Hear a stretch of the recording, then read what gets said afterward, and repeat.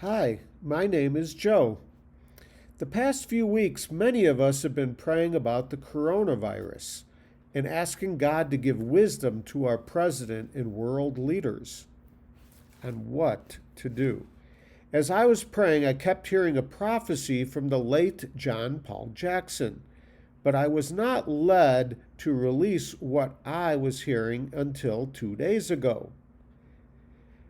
This is when President Trump started to speak.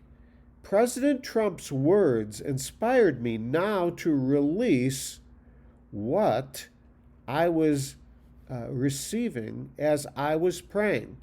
You see, the last lesson, I talked about the importance of us uh, aligning ourselves under the foundation of the apostles and prophets according to what the Bible says in Ephesians 2:20. We are living in biblical times and we need prophecy for biblical times. So let's take a look at what President Trump said, and then we are going to take a look at what John Paul Jackson said.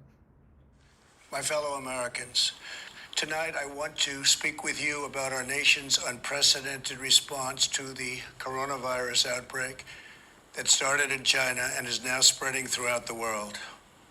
Today, the World Health Organization officially announced that this is a global pandemic. After consulting with our top government health professionals, I have decided to take several strong but necessary actions to protect the health and well-being of all Americans. To keep new cases from entering our shores, we will be suspending all travel from Europe to the United States for the next 30 days. So back in 2007, the prophet John Paul Jackson started to receive a series of dreams and visions from the Lord. And as a result of those dreams and visions that God gave John Paul at that time, he started to prophesy and tell of a time that was coming.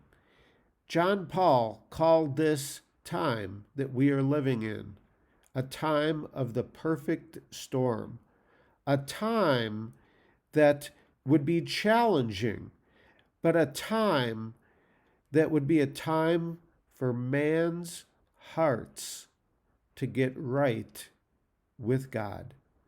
Now take a look at this prophecy from John Paul. The Lord told me that there would be a pandemic that came, but the first one would prove to be little but fear, but the second one that comes will be serious. So there's a pandemic that is going to be coming.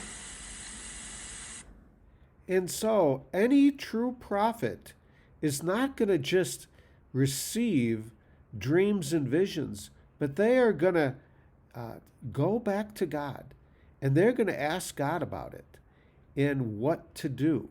Just like Joseph in the Bible in Genesis 41 and 15, Pharaoh said to Joseph, I have a dream and there is no one that can interpret it.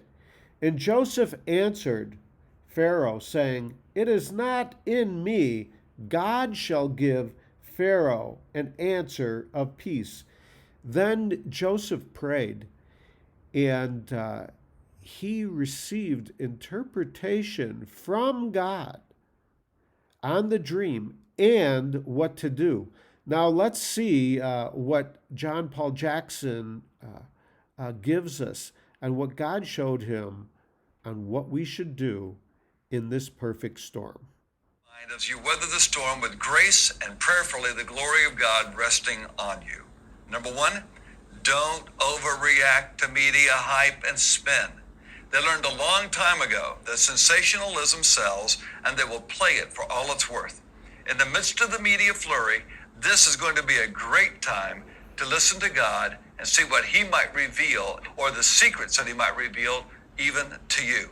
Nothing catches God by surprise. He knew this day was coming. He knew you would be alive here, and he's prepared you to be a champion in the midst of it.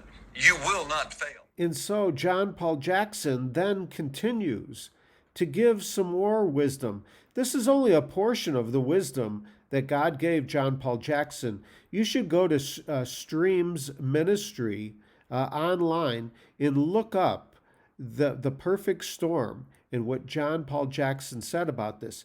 But here is another part of wisdom that God gave John Paul Jackson concerning putting down our old ways and our old systems, our old traditions, our old religion, and just really connecting with God with the ministry call that is now very important in these biblical times we are living.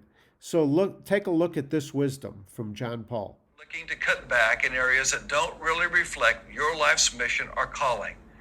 They aren't making a positive difference in the lives of others. Check your life out. Do things that count. This is going to be an opportune time to follow the discipline of the disciples and their footsteps. It says this, so continuing daily with one accord in the temple and breaking bread from house to house, they ate their food with gladness and simplicity of heart. Acts 2:46. We need more of that simplicity of heart in our lives. Number 3, connect with friends and family. God is your source, not your bank account, not your 401k, not your gold, not your stock portfolio. Your friendships and other relationships are what feed your emotional health, and they stabilize you. You need them. Research shows that friendships play a dramatic role in getting people through difficult times. So reconnect today. So what has God been showing me? And what has God been showing other prophets concerning the days we are living? I've done some last messages concerning the synergy of the generations that are arising. And we should join our prayers with the prayers of the saints that went before us. This is synergy. God showed others certain things of the times we're living, and He is now showing us our part to complete the mission in synergy with all the prayers of the past, the dreams and visions of the past, and in the future. Now, what is something else that God has been showing me? He has been showing me, this is an appropriate word for today. Come to me. These are the words of Jesus in Matthew 11:28. Come to me, all you who are weary and heavy burdened, and I will give you rest. For my ways are easy and my burden is light. That's Jesus' words to you out there. Come to Jesus. Don't have fear of what's going on out there. Come to Jesus. He can give you rest. It'll come to pass. I'm going to read out of Joel 2:28. It shall come to pass afterwards that I will pour out my spirit upon all flesh, and your sons and your daughters shall prophesy. Your men shall dream dreams, and your young men shall see visions. This is in the Bible. These are the days that we are living, days of dreams and visions and wisdom from God. All we have to do is pray. So now, let's see what Tucker Carlson had to say about what he was getting about the times we are living. Because God says He will give wisdom and pour out His Spirit on all flesh, not just people in the church. All. Anyone who thinks this is the last global pandemic America will face lacks sufficient imagination. There's no question this will happen again. In a world connected by jet travel, that is guaranteed. So as we suffer through this virus, maybe we should learn something useful for the next time.